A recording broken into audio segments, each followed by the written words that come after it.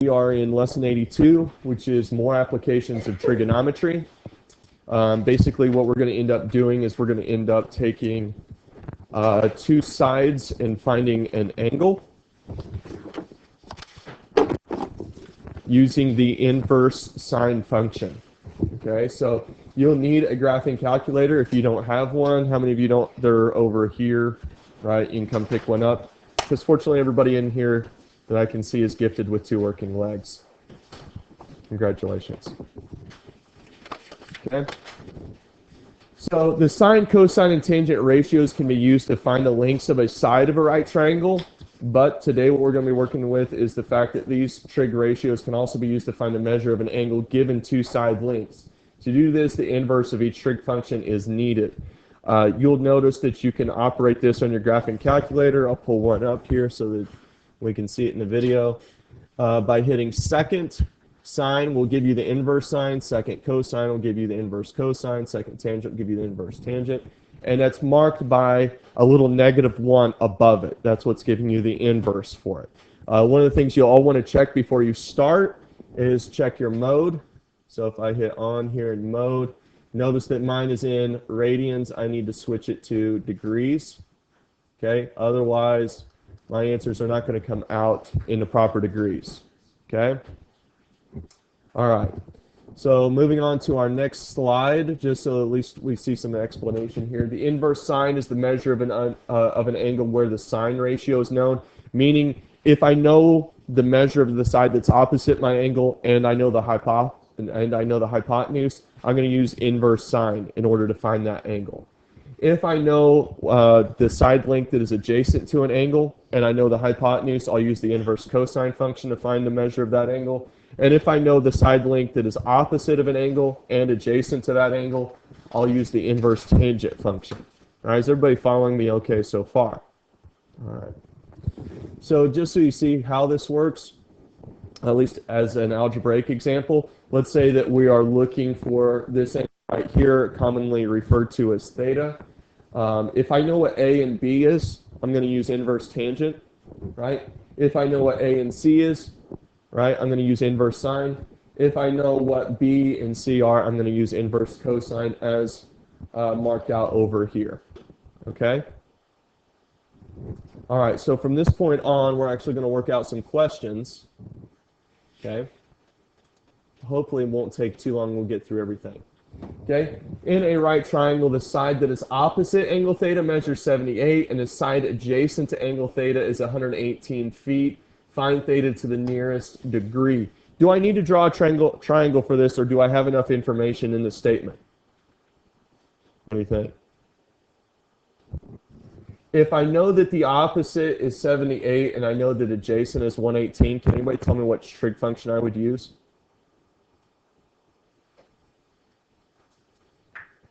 What trig function uses opposite and adjacent? Tangent, right? Tangent, TOA. So we're going to write tangent, but we're going to use inverse tangent because we're looking for the angle. And because tangent is opposite over adjacent, what ratio am I going to write in here? 78 over 118. So everybody should be plugging this in their graphing calculator. I'll pull it up here just so you understand. Clear some things up. We're going to hit second tangent, 78 divided by 118. We're going to hit enter. It's going to tell me that my degree to the nearest whole degree is just going to be, it looks like 33. Right? It's not enough to round it up to 34, so 33. Okay, that seems pretty easy so far, right? Just plug it in our calculator. All right, number 2 is just making sure that you can use your calculator correctly. Use the calculator to find the acute angle measure of inverse sine 0.65. 0.65 represents a ratio. Can anybody tell me what angle measure inverse sine 0.65 represents? Okay, you guys are using your calculator here. 40.5. And at that point, I already pretty well know which answer to pick, but go ahead and type in inverse cosine 0.35. Darian, tell me what you get.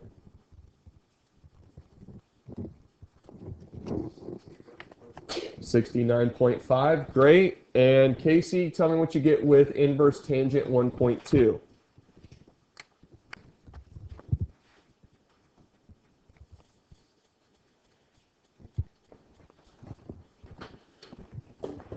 Something wrong? Oh, it died? Okay. So inverse tangent 1.2.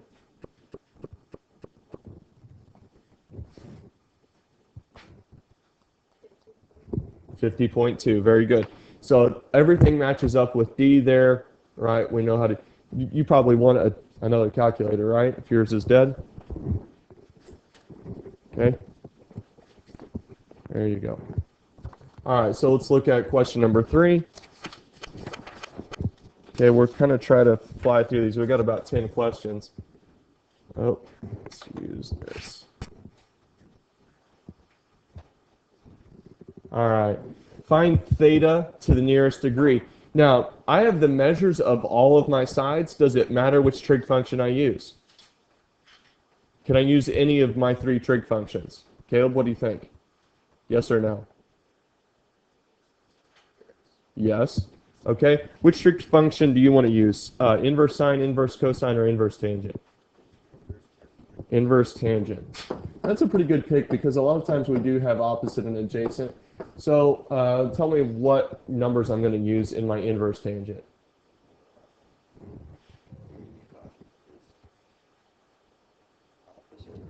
No.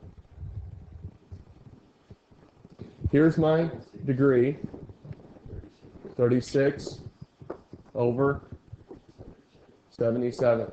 Because what does 85 represent?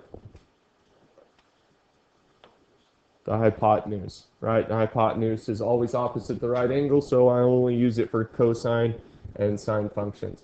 So can you tell me what inverse tangent 36 over 77 comes out to? 25 degrees, right? And what we would find out is if we did, let's say, sine, can we tell me what ratio I would use for inverse sine? Mick, can you tell me what I would use for inverse sine? Oh, we're on question number 3. Oh, did you say 56? Yeah. Nope, not 56. 36 over what? 85. Do you have it pulled up on your computer? Okay. So what we find out is when we do inverse sine, do I still get 25 degrees? Okay. Austin, tell me what I would use for inverse cosine. No. 77 over 85 because cosine is what? It's adjacent over hypotenuse. Okay? What do I get with inverse cosine 77 over 85? Same thing, 25 degrees. Okay? Whenever I have all 3 sides, it really didn't matter which trig function I used, did it? Okay? All right, so we'll clear that off. All right, let's come down here. We got a 35-foot telephone pole, cast a 46-foot shadow on the ground while the sun is shining to the nearest degree. What is the angle of elevation of the sun from the end of the shadow? Okay, so here is my 35-foot telephone pole. Here is my 46-foot shadow. We want to find out that guy right there. Okay, Miss IL, which trig function would you use?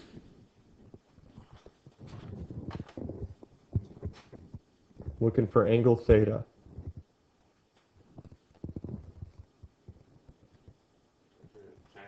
Tan, so inverse tan. Okay, what's my ratio?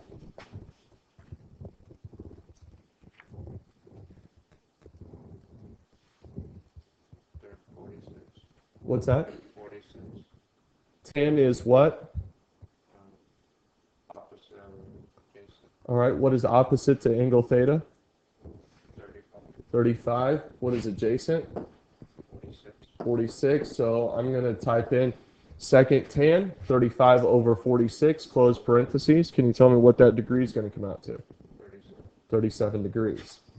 All right, so do we need to know our trig ratios? right? Opposite over adjacent, adjacent over hypotenuse, opposite over hypotenuse. We have to know SOHCAHTOA because I'm hearing a lot of wrong numbers being put into our ratios, and you're not going to get the right numbers if you don't know this, okay?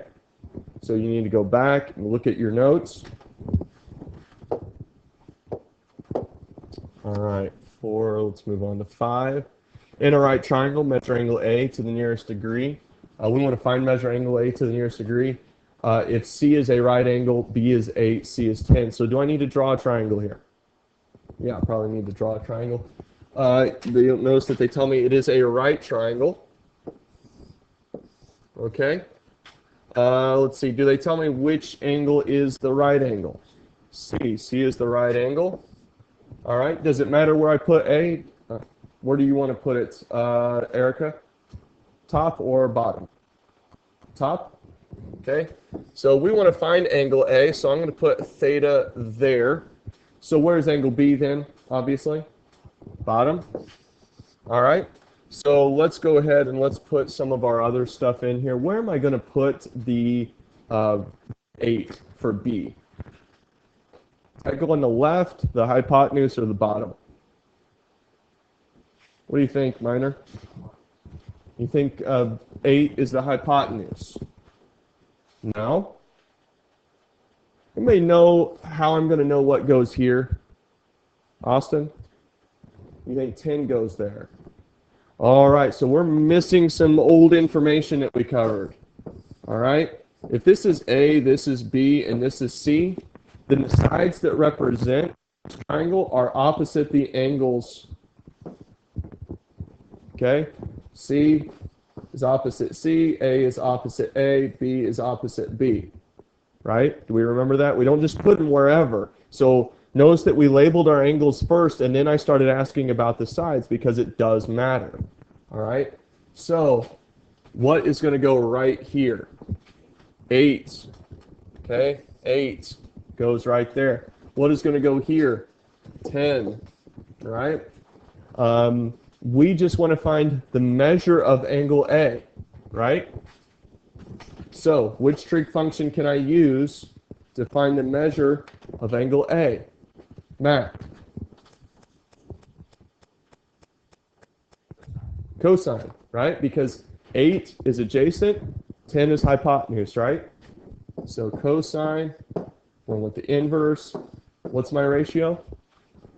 8 over 10. Very good. Can you go ahead and plug that in your calculator? Tell me what you're going to get for a degree.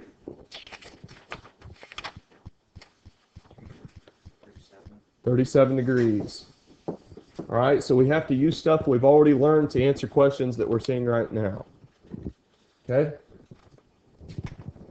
37 degrees.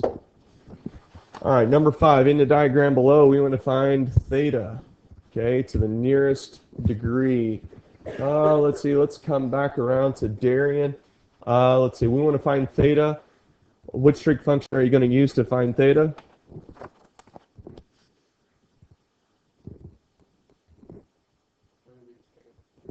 Nope. All right, so this is here, right? So let's go ahead and label our sides. What is 7 in relation to that angle? Is it adjacent, opposite, or hypotenuse? It's opposite, okay? What is 8? It's hypotenuse, right? Because it's opposite the right angle. All right, so I'm using, the sides that I have are opposite and hypotenuse. Which trig function uses opposite and hypotenuse? Sine. All right, so we're going to use inverse sine. And what's going to be my ratio there? What's that? So in sine, we do hypotenuse over opposite. 7 over 8. We do opposite over hypotenuse. All right, so inverse sine, 7 over 8. What do you get? 61 degrees. Are we seeing now why it's important to remember what goes over what, which trig functions represent what? Because otherwise we're going to get big time wrong answers. Okay? All right, let's look at number 7. Brady. In this diagram below, we want to find theta. Which trig function would you use?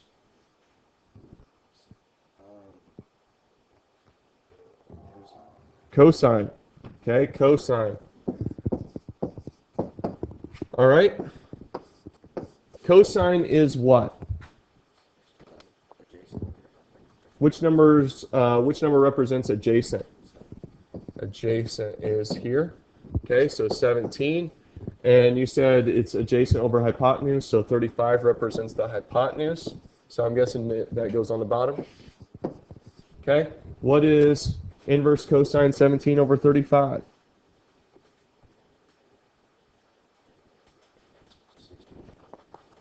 Also 61 degrees.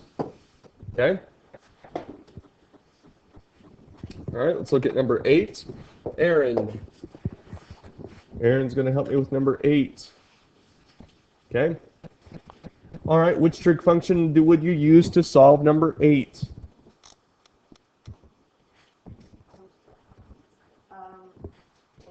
Tangent.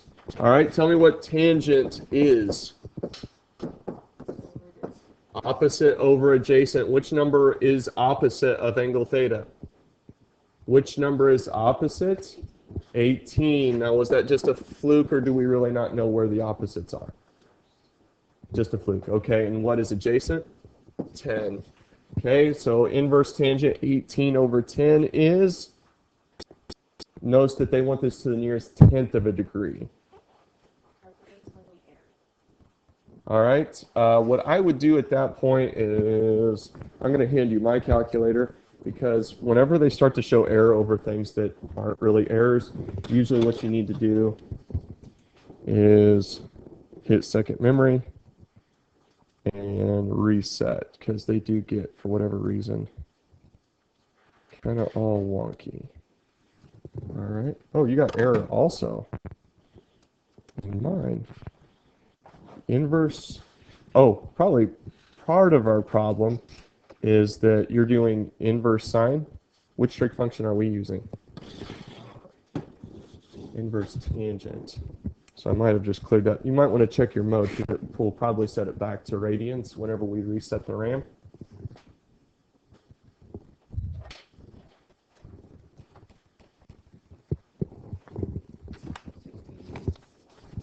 To the nearest tenth, 60.9.